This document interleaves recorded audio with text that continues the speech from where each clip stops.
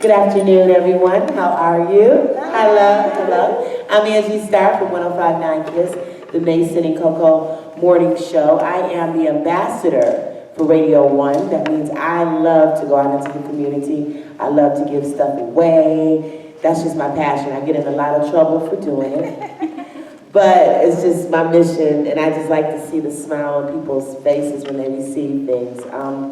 When I was asked to do this panel, I was like, thank you, God, because these are the type of superstars I like to shine lights on. These are people who don't just think of themselves, which they could easily do. They think about the community, improving it, and they don't just think about it and talk about it. They do something about it. So I'm going to have each of my panelists introduce themselves, tell us what work you do in the community, and tell us what you're most passionate about. I'll start here with Danielle North. Here you go. Good afternoon, everyone. I'm Danielle North. I am the founder and owner of Detroit's first indoor playground, Kids Kingdom, K-I-D-Z Kingdom. I also do education work with primarily charter schools, but previously with Detroit Public Schools. I'm a mother, a wife, a resident of Detroit, a landlord. I mean, the list really goes on, but I'm most passionate about making an impact on our city, and there are so many pressure points, and I'm so very passionate. That means you'll find this cross-section, but I really feel like if we focus on our children, we provide additional recreational and educational opportunities for them, it'll really help with a lot of these other things affecting our city. I'm sorry. Okay, Danielle, I need you to go a little bit more in detail as to why you came up with your, what is it called again, Kids Kingdom. Kids Kingdom. Why? Well, with us being the first, that means there aren't any in the city, but there were, and there are plenty in the suburbs. And to me, there was a greater message that was being sent that our children didn't deserve a safe, clean, and fun place where they could play, where they could gather. So our focus is really broad. It may seem, on the surface that, hey, it's just somewhere for kids to play, but we have after-school enrichment, we have summer camp. Everything that we're doing, we try and do at a very affordable rate because some of these things that are luxuries for other families, some kids will never get to go to camp, but here you have a really inexpensive camp where kids can learn Spanish, music, reading, arts and crafts. And my husband and I used all of our own money and savings to do this. So this is from our heart. We don't make any money for doing this. We are employing people in the community. We have 3 employees. So, I mean, it's really broad. Again, it's jobs, it's kids, it's making our community look better. The plaza that I'm in, there was only a beauty store and a Dollar Supply there when I went in. Now you have us. And then a senior health center has come in because now we're redeveloping and making that center look better. So everything that I do is like a really broad approach and focus to some of the greater issues. I'm so proud to post this on our website. See, that's what I'm talking about. And that sacrifice is huge. I have Edith Ford. Edith. Hi, my name is Edith Ford, and I'm the Community Engagement Director for MAC Development. And we're on Detroit's east side in the 48214 community. And our project mostly engulfs the Pingree Park community. And we are opening a coffee shop / coin laundromat with our community center upstairs on the corner of Mac and Bill. And next to that, we're restoring a lot that a fire burnt a building, the tobacco shop down in 1967 on July the 24th in the 50th, in the riot in 1967, and nothing's been in there but weeds and trucks. And I'm a lifelong resident of that community. When I moved back there 10 years ago from Birmingham, Michigan, at the urging of my graduate advisor, I was finishing my grad degree at Wayne State in American History. And I knew my history of Detroit and my history of Black Americans in the country so well. He was like, why don't you move back to your neighborhood and try to help your folks and, get them educated on some of the things that are being done to them. So I moved back in my neighborhood, in my childhood home. My family had been there since 1942. Right after my father died, I moved back into my childhood home. And when I went around there, it was nothing. I was like, no wonder people can't talk. We used to be able to go down to the store and talk. It was no store around. On the corner, it used to be like a neighborhood bar. And our parents didn't drink much. That's probably why they went out of business. But they would go down there and they would have meetings. Or we would meet at the church across the street from my house. Or my grandmother would meet and take care of problems for people all the time in the neighborhood.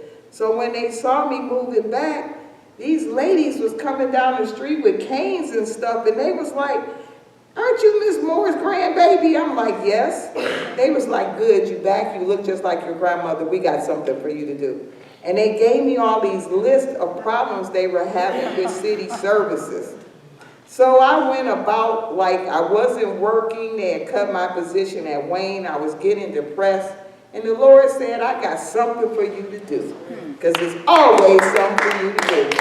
So I got busy going and whittling down that list. And I kept noticing somebody was trying to have something in Pingree Park. Now, if you're from the east side over there by Van Dyke and Matt, and you know about Pingree Park, if your parents was looking for you, that's where they had to find you. And no kids was playing there. And I said in my heart, this isn't right. Why aren't the kids, why don't I hear kids outside playing outside? Why isn't the church open across the street? It used to be open when I was a kid all the time. So I started noticing this group having soccer, so I connected with them. And we had like minds. And I just come from an era where we ain't gonna talk about it and wait for somebody to give us a handout. We get up and take care of ourselves as neighbors. So there were some new kids, the new Detroiters, but they moved in the hood.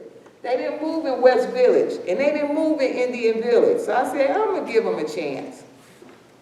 So we started working, and we bought this building on Mackinville from the land bank for $500. It was a furniture shop. Nothing was wrong with it. So we sold all the furniture in there and made $30,000 the first 6 months of our life. So then we started fixing it up. And I told them, listen, let's go old school. We cannot wait for the government. Let's get our money together and fix up our place. But we didn't know how we wanted it fixed. So first we just did some minor cosmetic stuff so we can have the kids in there for a reading program. That started first. And for our sports, Max Soccer. Then we started meeting with the neighborhood. And all the young people in our church started moving in our neighborhood. So we decided, we got 150 to 200 people together in the neighborhood, a series of meeting after meetings. What do we want in this building? So we came up with a coin laundromat. Everybody in the neighborhood wanted that. But I'm going to show you how good God is. When you have God as your partner, you make your plans larger. Because then we got a coffee shop. Now we got a reading program and a sports program. And then we have our B3 mission project, which we decided to put lockers and sleeping rooms for them in the basement. Because we got missionaries that each pay us $500 a piece to come sleep in our basement and go clean up the neighborhood. We decided we don't have to wait for anyone. We can clean up our neighborhood. We can decide what kind of business we want in our neighborhood. Because they wrote us off. They were going to make our neighborhood a waste treatment area. They was going to knock all our houses down. We boarded up our houses. We put our money together and started buying houses people were moving out of, boarding it up and finding somebody to move in it. That was the first part of stabilizing our neighborhood. Expanding our sports programs to use Pingree Park. You don't want to cut the grass? We cut our own grass. We're not waiting for you anymore. Our coffee shop, we didn't wait for the government. We raised $1.5 million asking people a few little grants, but mostly individual donations. Thursday, we had a guy that came up that had made a small $10,000 donation, and he said, where are people going to park at your parking lot? I said, we own these 6 lots here, but we don't have the money to get the lot built. I said, we need $200,000. He pulled his checkbook out, wrote it out, and said, I like your initiative, and said thank you, and left. So this is our community. We don't need permission from no one to do anything. The people that work at our state representatives, local fair, they work for us. Every time you pay your property tax, every time 2 cents of a tax comes out your check, you pay for it. When I hear people say, I don't want to go downtown because that's the new Detroit, no, that's your Detroit. You pay for them roads them kids is walking down on. You pay for those streets. So that's why I came back to my neighborhood. That's the message I give to everybody. We got to make our neighborhoods safe for our children, our elderly, the disabled, the oppressed, and the disenfranchised. Because that is the mission that our Lord Jesus sent us to. And that means everybody. And God didn't say wait for the government to help you do anything. He said pick up your feet and keep walking forward. And that's what we're doing. And after all this time, the mayor meets with us all the time because he noticed people buying houses in our neighborhood. So it's up to us. What's the name of your neighborhood? It's called the Pingree Park Community, and we're between Van Dyke, Mack, Warren, Fisher Street, and Van Dyke, Mack, Warren, and Fisher Street. Yeah, that's all. Yep. Thank you. All right, that's Edith Ford. I give her another round of applause. Come on. Now, on my panel, I also have Bernita Pratt. Hello, everybody. Hi. I'm a mom. I started this journey as a mom who owned a hair salon and ended up doing hair at home and then owned an independent living facility. I have 2 children, a 24-year-old and a 13-year-old.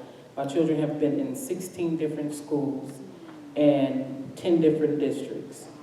With the 24-year-old, there was a lot I didn't know. You know, I advocated for my son all the time. I was like always fussing. At the time, I just thought it was fussing, right? I'm like, no, this is not right. I remember his first experience in kindergarten. A teacher played a game supposedly, and she said it was Duck, Duck, Goose she was playing, but Carlos came home and told me that the teacher called him dumb. And so when I addressed the teacher said, oh no, I was probably playing Duck, Duck, Goose with him and said, you're a duck. And he said, no, we weren't playing a game. I was doing my work. And she called me dumb while I was doing my work. And that was the first time I remember advocating for my son. And then advocating for him, moved out of the city for better education. I paid for schooling, like literally put my teeth to the nail and paid for schooling for my son. That didn't go well because then I found out like you're really not preparing him for post-secondary education. That program wasn't.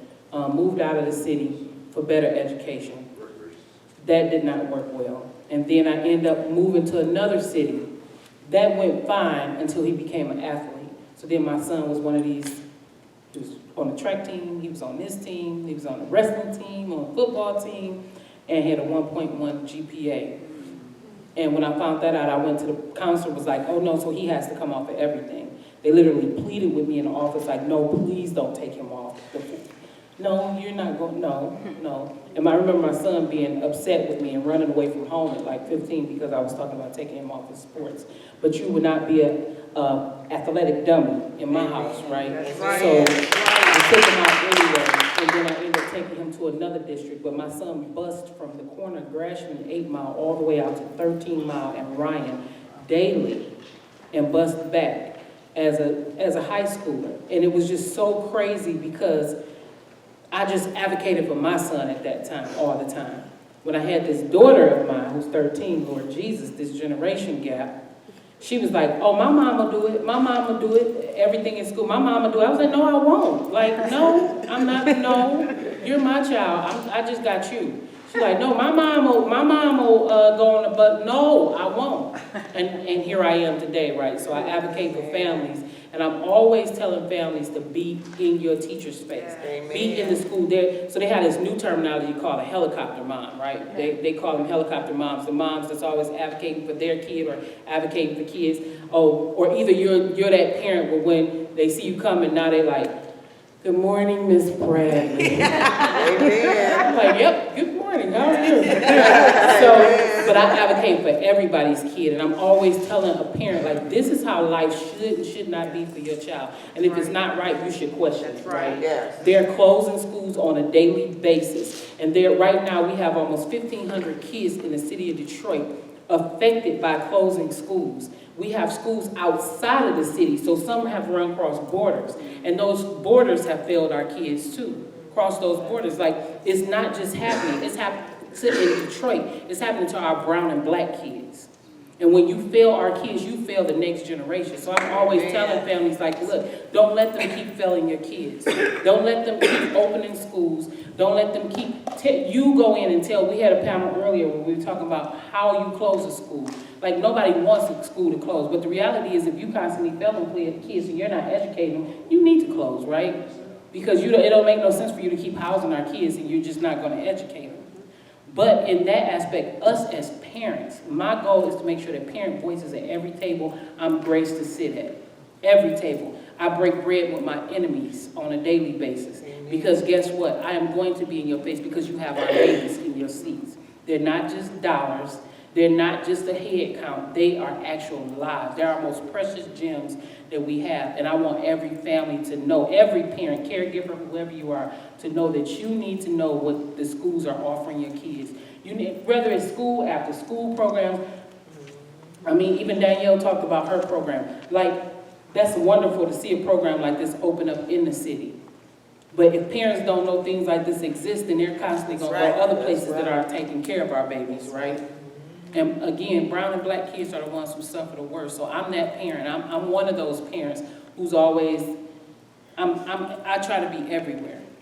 I try to be everywhere because I need to make sure that people know that you cannot constantly fail our families. And you can't constantly keep coming here with plans that are made without us involved. We need to be at every table. Whether you like it or not, we need to be at every table. Yes, that's right. Alrighty now, this is my panel. You give them a round of applause. Danielle Moore, Edith Ford, and Gregita Bradley. Come on, y'all. I want to hear. They're doing some serious work.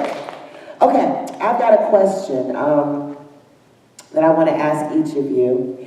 What was the moment you knew you wanted to do something more or different from what you were already doing in your community? I'll start off with Danielle. Well, I guess I number one, can take it all the way back to even being a child, just wanting something different for my community. I was raised with a family, a grandmother, kind of old school with the Bible study group on the block, and all the kids would come to my grandmother's house, my cousins and friends, and we would, back when we would have the swim-mobile, all of that, things that are like kind of a thing of the past, like something like that shouldn't be a memory. That's right. And so I always, as I grew up then, always wanted to be that house that everybody came to, or, that people could feel safe in, right? Because my grandmother's house, like, it doesn't matter what happened, you're down on your luck, whatever the situation is, like, you can always come home. So everybody called her grandma, that's the place you could go. So just having that desire to have that space, that place that people could come to, and although it's a little different, even when I talk to my staff, even as we're preparing and training for summer camp, it's like, we need to create lasting memories for these kids. So we need to have specific components of this camp that when these kids grow up, they say, oh man, I remember that morning huddle we used to do, and I remember how we talked about safe spaces. And so in working in education, I really felt like, even though I was an executive at DPS, I was not having a direct enough impact on my city and on the kids, and not in a swift enough time frame. And so when I stepped down from my role at DPS, I left in October. January, I wrote my business plan, and in May of 2016, we opened. And so it was a culmination of what I wanted to do over time, but just really when I had that opportunity, I had money of my own that I wanted to put towards something. I just said, this is it, and it has to be a place. It has to be a space. It has to be where people can come, people can feel safe, people can see that it's clean, people can see that it's in our neighborhood. We could have gone anywhere. We could have put this in the suburbs, we could have done that, but that was not the purpose, that wasn't the point. People kind of shied away from that plaza. Even myself personally, living in that neighborhood, I never really went over to that plaza. And so, even when people have asked me in the past, I'm like, we need to have more than just dollar stores and beauty supplies in our plazas. Because if that's all we have, that's all kids are gonna see, that's all they're gonna walk up to, that's all they're gonna desire. Like when I was a kid in my neighborhood, the only thing we could do was go to my grandma's house or walk up the street to the corner store. That should not be. There should be something else. And then they say, why are the kids hanging out at the store? Well, they're not necessarily looking for trouble. Where else can they gather? That's right. Where's the gathering place for our families and adults? And so we have things for parents too. We have free Wi-Fi. So if you need to do your work, but you need somewhere for your kid to play, that's a small fee.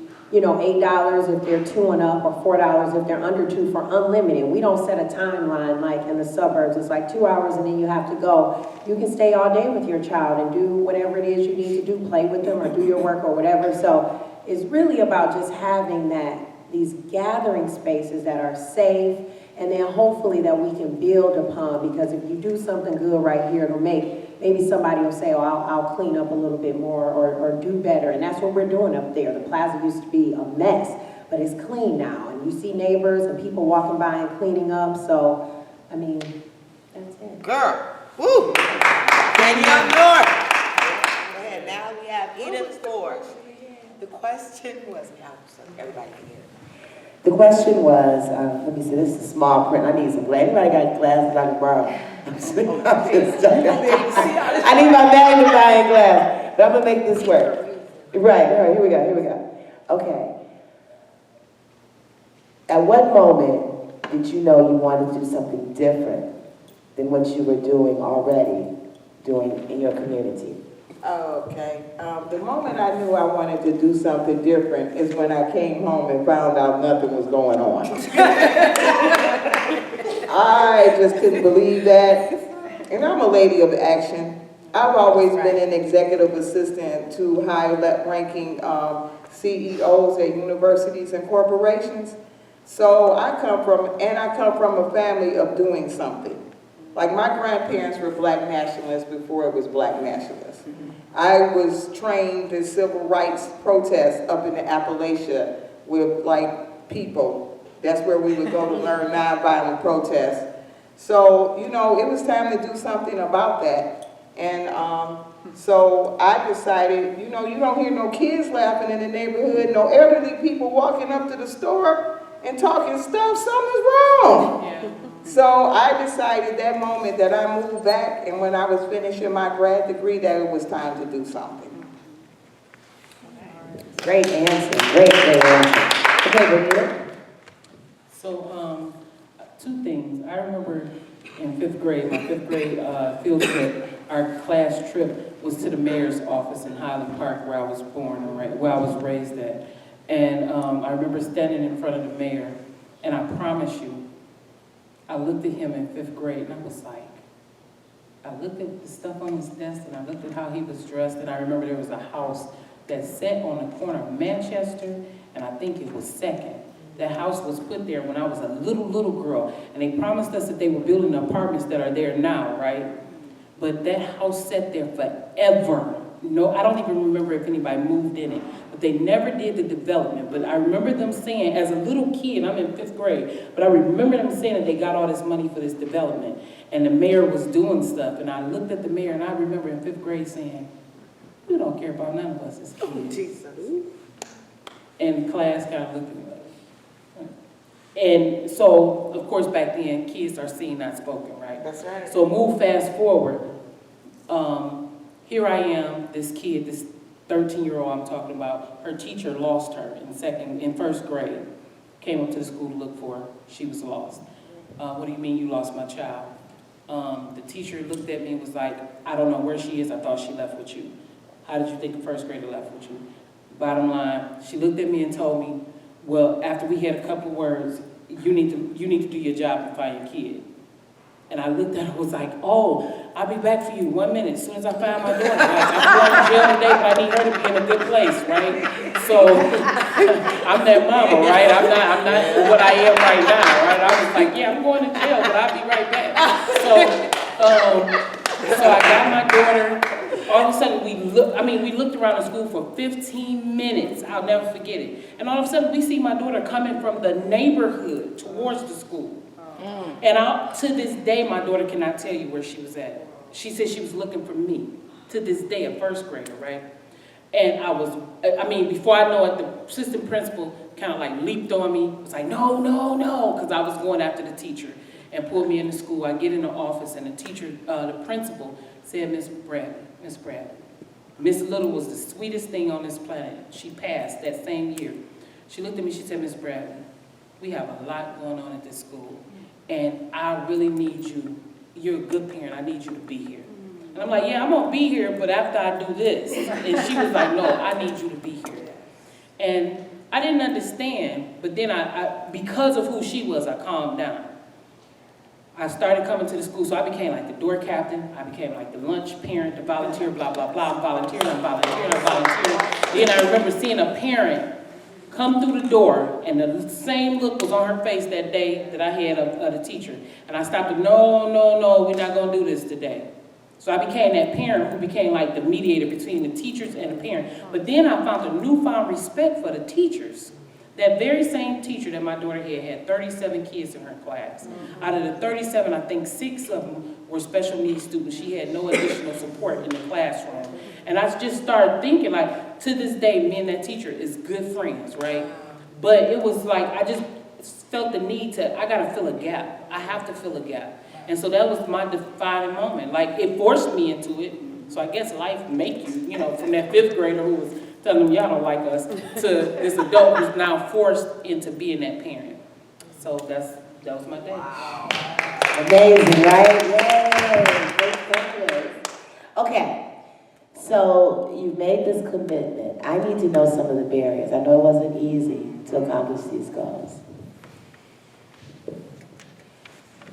So as much as family is, so this got deeper. Then now you have your own kids and you want a better life for them. You're trying to make things better for them, but it's never been my desire to run away. So if you look at my memory book in high school, just because back then there was no initiative, come back to your city and do something for your city. I knew I wanted to do something to help people and make life better. But my memory book says I'm going to move to the suburbs, get married, have 2 kids. And it could have been any further from what my reality ended up being as I grew up from there. And everything was about coming back to my city and being in my city. And so again, I have a husband, I have 2 kids. Thankfully, I was creating a business that was for my family, but up until a few weeks ago, I've been working 70 hours a week. A business again where my 3-year-old, I was able to keep him with me, then also leave to pick up my almost 8-year-old from school, bring him back. But the amount of strain that it puts on your family unit by, putting together a brick and mortar business, putting your finances and resources into it, not being at home like you normally are. My husband, my hat goes off completely to him if he watches this at some point, because he, he's been my rock. He held it together, and a lot of people don't make it through that. So, we have to make a lot of major life transitions in order to do this. So I'm really grateful to him for that. That was, I would say, as much as it was part of the purpose, it was still hard work for us to make that commitment to it. Because on the outside looking in, if you start a new business, you're doing it so, hey, people come in and they say all kinds of stuff. I know y'all making money in here.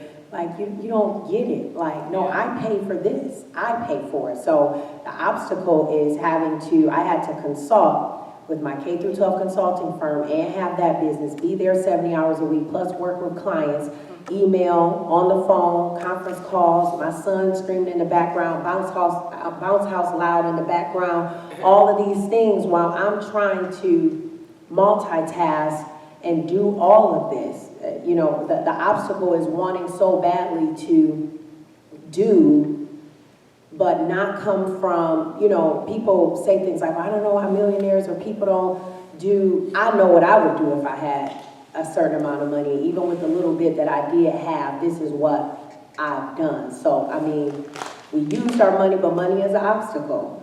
We used our time and resources, and this was for family, but that was an obstacle. But a lot of other things, it went so smooth because it was what God ordained and what God designed. When I went out to look for the space, I was able to find the right space and work out a deal with the owner. Grandma Rosedale Development Corporation gave me some tips and things like that. I was already kind of business savvy, so I was connected to the right people, and I would ask questions, and people would just help out. And so, and people have, spread the word, and families in the community have been really supportive. So even with those obstacles, it's all worth it. If I had to do it all over again, I would have done it the same exact way. All right. Danielle North. All right. This is Edith. My biggest problem And how you overcame it. in our community, and I think how we overcame that, is our community started becoming a mixed community again. And us older people were used to that because we lived in an integrated community all our lives until 1981. But you had many people that hadn't. So that was a problem because the African American population were fearful, as they should be, because historically, they had reason to be fearful. And then we had our new white neighbors coming in. And the biggest problem there is they were Christian neighbors and coming as a church. But what we find with new neighbors is, I'm coming in to save your life. And I know exactly what you need, and just be quiet and let me do this. Okay, that's a problem. Because each and every one of us in Detroit have our own experiences and worldview. And we already know exactly what we need. Many of us, how many here have been in Detroit 20 years? 40, 50. Yeah, you know exactly what your neighborhood needs. 15. 15, hey, you know what your neighborhood needs, don't you? And I had to change that paradigm on how our new neighbors work with the older neighbors. I had to also educate our older neighbors because they felt hopeless. Like many of us, like my family, we have been here through every economic up and down of Detroit and always stuck it out. And many of those people were like that too. And they didn't understand what was going on. So we had to I had to work on educating them about their own history in Detroit, about how we were in power, and somewhere down the line we lost that we have to bring that empowerment back. Then I had some very contentious meetings and discussions with our new white neighbors, because sometimes they didn't want to hear that. You're mean, you're this, you're that. It's not being mean. We have to act on the truth, and we have to reconcile with the past to move to the future. So that was the biggest thing, and letting people know, we know what we need. You come join Team Detroit, and we all work on it together. The next thing that helped that barrier was telling our church members, my white church members, you need to move in this neighborhood. Because when you do what we do, yeah, I'm a boss. I know how to be a boss. I know how to act all bougie and make everybody intimidated by me. But where does that get you?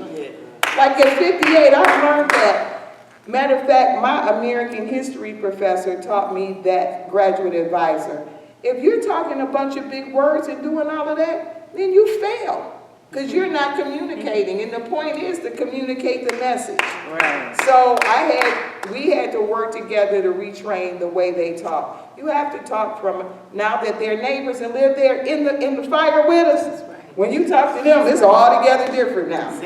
Yeah, and so that's what we have to not be afraid to say, hey, I've been here. I know the inner ins and outs of what's going on in Detroit. Sit down and listen to me. I'm the teacher today. You're learning. Add what you want to add to help the team Detroit. That's Edith Ford. Okay, we've got Bernita Bradley. Okay, so my biggest challenge has been organizations or people who don't want parent voice at the table. So that in itself is a struggle, because there's a lot of parents who sit down and say, you know, you don't want me there? That's fine, I'll find another avenue. So my struggle is getting those parents to think more out of the box. I love to be at the table with my enemy. I am going to make myself at the table. At some point, I am going to be at your table. I'm a natural bridge builder. I'm not that person to take no for an answer, really kind of, you know. I mean, I'm there. I'm going to be there. If you're making a change in our city, I'm going to be there. I want to know what you're doing.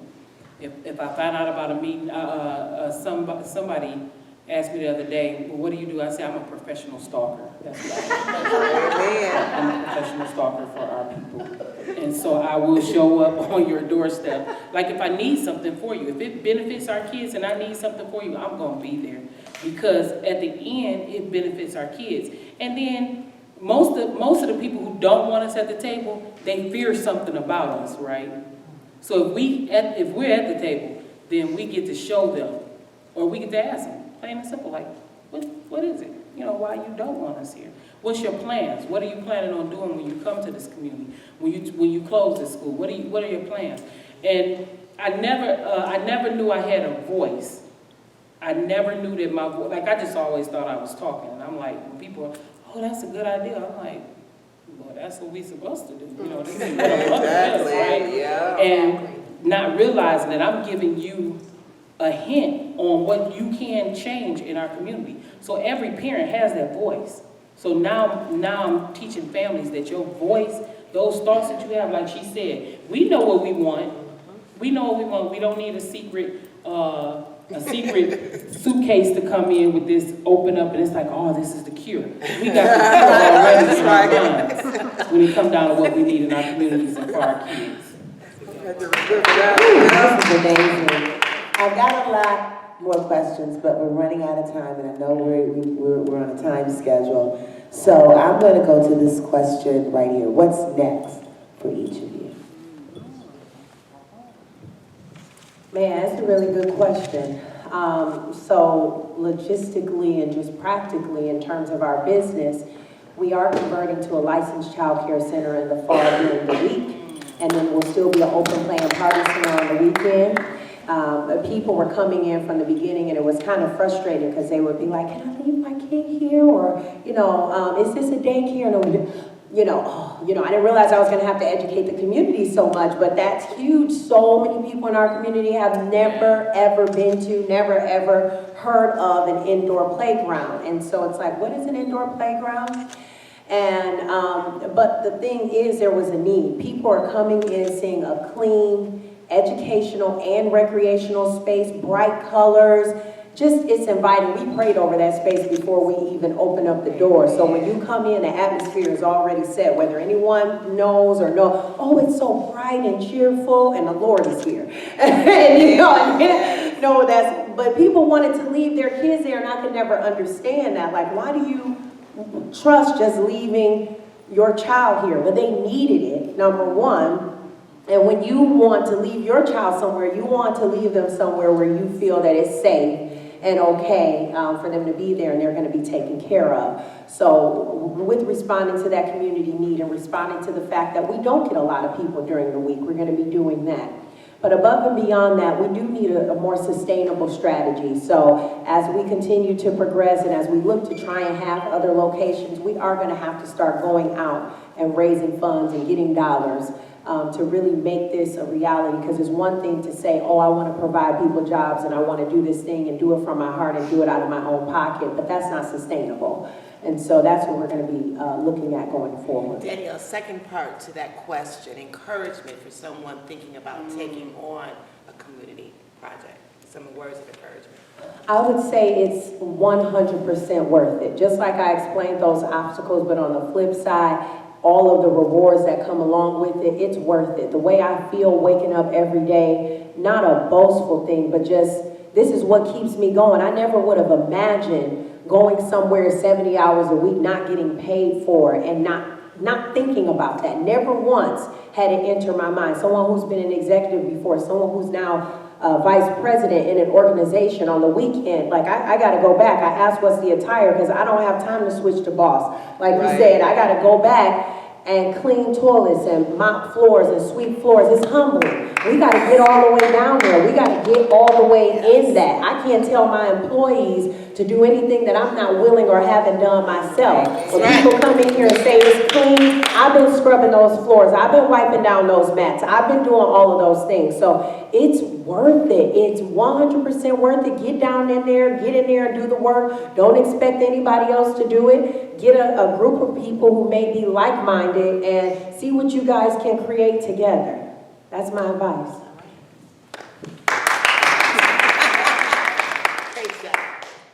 When we open this coffee shop rec center, I'm pressing our board of directors and executive director to open up some housing, to set up a special program where it's not limited that 20% of the people can be low income.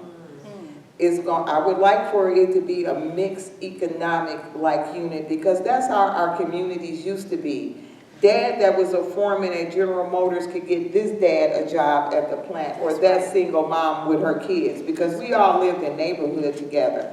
So that's my vision. We have a block we can buy. So that's my vision for our community next. Words of encouragement. The words of encouragement, as I tell everybody, feel the fear and do it anyway. Yeah. God says in Exodus that he said, don't worry, I will fight your battles for you. You are just be still. Do not be afraid to speak up. And one more biblical story, and I'm going to leave it like that. In Exodus, Moses kept telling God that he could not speak to Pharaoh.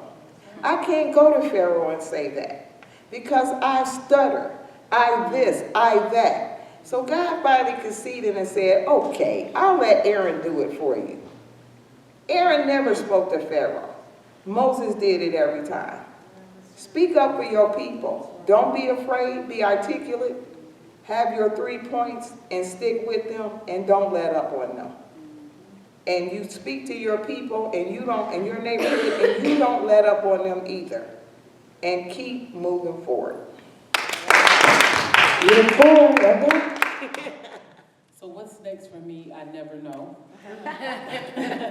We love you, though, Mom. Yeah, right. I never know, like literally. So my project ends June 30th, and what's always next for me is I land on my feet. And every time, I'm an avid believer in, sometimes when doors close, it's because you wouldn't walk through it, so God pushing you out of the way. So I'm being pushed through a door. It's fine though, because I'm passionate about everything that I do. And what I have for me is I will be continuing to blog about the work that I do. I'll continue to do this fight and speak up for families and be in every place that I can be in. A little bit of encouragement to families is, like she said, use your voice.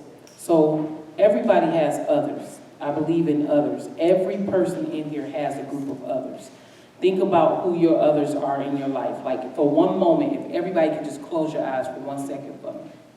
Think about who some of the most important people you've impacted.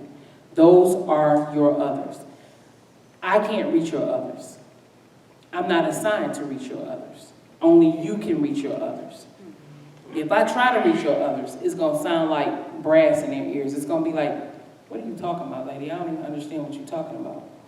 but you have an impact for a certain amount of people in your life that have come, that's gonna come. Make sure you're in the right place to reach your others. Do nothing that you are not supposed to do as far as, if you feel like you're doing it with a grudged heart, it's not real. I think everybody up here didn't spoke from passion. Like something drew me, like I didn't see something going on in my community. I didn't see children having a safe place. I didn't hear parents at a table. Do what your passion is, and I guarantee you it's gonna take you so far. And remember your others. Whew, thank you, Lord, for putting me on this panel. Oh my God. Give all of my panelists a round of applause. Amazing. I gotta tell you, a lot of people get all kind of accolades and all kind of stuff, but to me, this is the important work. I applaud you guys. I will be talking about you Monday morning on the radio. All three of you know that, okay? I'm just like, wow. But I've got to give away a pair of Tiger tickets. And I heard a denominator, one word about all three of these ladies up here. All three of them have it. Raise your hand if you know the answer to the question. You can go see the Detroit Tigers for Negro League. I'm going to let Edith pick the person. This lady here, I like her. Stand up and come introduce yourself and come take the microphone. Hello, my name Oh, is she don't need the mic on. Oh, okay. Okay, Your voice was loud, girl. You was good. Go ahead. All right. Good afternoon, everybody. My name is Kimberly Taylor. I am a community worker. I'm a board member of East English Village Homeowners Association, and I'm also a local Detroit-based journalist. I write for a number of publications. And the word for all three women? Phenomenal. Yeah. Okay. That wasn't the word I was looking for, but I can't disagree. So, I've got a pair of Tiger tickets for you because they're just these women, but there was another word that I need all of you to have. Me? Yeah. That's it. Passion, guys. Here's my panelists, I got a kids t-shirt for you. You know what? You like the Tigers? Okay, I got a pair of tickets to see the Tigers. It's July 1st for the Negro League, okay? Oh, the Negro League? Yeah, July 1st. Okay? All right? Yeah. Just any questions real quick before I let them go? Go ahead, real quick, because I know if you guys have to go, I understand. My name is Jermaine Carroll, and I'm working a project down here on Highland and 12 from Highland and Cortland, and we're repurposing the alleys, cleaning out the alleys and cleaning up the block. We do this on our own. We don't get paid for any of this, and we are a nonprofit foundation, We Unite Foundation, and I would love for you sisters to come and see what we're dealing with, and we can collaborate on a lot of things, because a lot of the things that you was talking about was self-determination. Self-determination is contagious. It affects people, even when you're not knowing it's affecting people. And I love y'all passion, phenomenal. And black women, and black women is goddess. So it's a lot of primordial beginnings came out of the black woman. So all of that I see in y'all, and I honor y'all. So after this, I would love to just, get to know everybody. Yes, Just get to know. In the blue shirt. Hi. Yes, I just missed the beginning introductions, but anyway, people can visit your place of business, your contact information to share with, other individuals. So my business is Kids Kingdom, K-I-D-Z Kingdom. We're located in the Grandmont Rosedale community near Finkel and Southfield. We're in the plaza next to Dollar General and across from Rite Aid. We have a full-service website. We're on Facebook and Instagram, Kids Kingdom Detroit. As soon as you type K-I-D-Z Kingdom into your browser, we'll come up first thing. We're high up there. You can see WXYZ did a story on us. The Free Press did a story on us. We're in Metro Parent Magazine. So we're out there. You type that in there and you can get all of our information. Okay, thanks. My name is Edith Ford, and I'm with MACC Development, and we're located at 7000 Mac Avenue. Right now, our building is under construction. So I also manage, they told us we couldn't have business on Mac and Van Dyke, so you know I didn't go for that. So we bought the D&D Moving and Storage Center that's 100 years old this year. So I run that too, and I brought some business back on Mac. So that's next door. So if you want to come by and see what we're doing or talk with me, come by 7900 Mac Avenue at D&D. I'm usually there from like 8:30 to 3 o'clock, Monday through Saturday. I left early for this today. And you can email me at Edith, EDYTHE, @MACKAVE.com. And we would love to tell you how to organize in your neighborhood. Right. Go. Y'all better clap, come on, y'all. Okay, my name is Bernita Bradley, and so my email address is Bradley, BRADLEY, Bernita, BERNITA, @gmail.com. I'm also on, I write a blog for Detroit School Talk. And so that's a weekly blog that we write, well, it's daily, we write as events happen. And we have guest bloggers also, if you're interested in possibly blogging, contact us and we'll see what your story's about and post it. And also I can be reached, I did email address, didn't I? Oh, Twitter, under the same Detroit School Talk, and on Facebook. But I'm available for speaking engagements. I'm available to come out. And believe it or not, I don't charge. Most of them, people just give me something. So I just come out. I want parents to speak, so I'll come to his event, get those parents riled up. Yeah. That's right. All right, neighbors. Woo. Again, my panelists today, this is amazing. For those of you just joining, I'm Angie Starr with 105.9 KISS, the Mason and Coco Morning Show. But the thing about my job is I'm the ambassador for Radio 1. So I'm over our praise station, our hip hop station, and 105.9, our adult contemporary station. And I'm out in the community. And if you would, like this type of stuff that you guys are doing, that's the kind of stuff I like to talk about on the radio, okay? I need that type of information. So, like what you're doing, you know, we just had Onion on. I don't know if you know Onion. You stuck with me. Okay. All right. Okay, but we did because we're a voice, and I love playing music and laughing and all that. That's great. But what you guys have been talking about, all three of you women captivated this audience. Where I'm not ready to go. You know what I'm saying? I still got to do another event tonight. But my point is, this is what we want. This is the kind of food. This is what people need. And just thank you for what you do. If you want to get in contact with me, you can always Google Radio 1.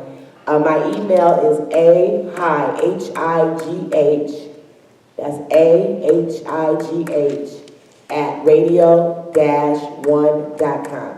But you can call the front desk. Miss Deb will answer the phone. She knows me. Get me the message. If it's free, if it's for the community, if you're helping the community, let me know, please. Okay? Now, thank you, God, for putting me on this panel again. I can't thank you enough. Thank you guys for attending. Give yourselves a round of applause. And I need a bigger round of applause for my panelists, Danielle North, Edith Ford, and Bernita Bradley. Come on, y'all. Great job, and this whole Blight boot camp is just a great idea. We're going to grow this, and it's going to get bigger and bigger. I'm going to embrace this. I love it. I'm from Detroit, West Side, Ward 8 Mile. Hey, I grew up right there. So just thank you guys, and thank you for caring. Thank you.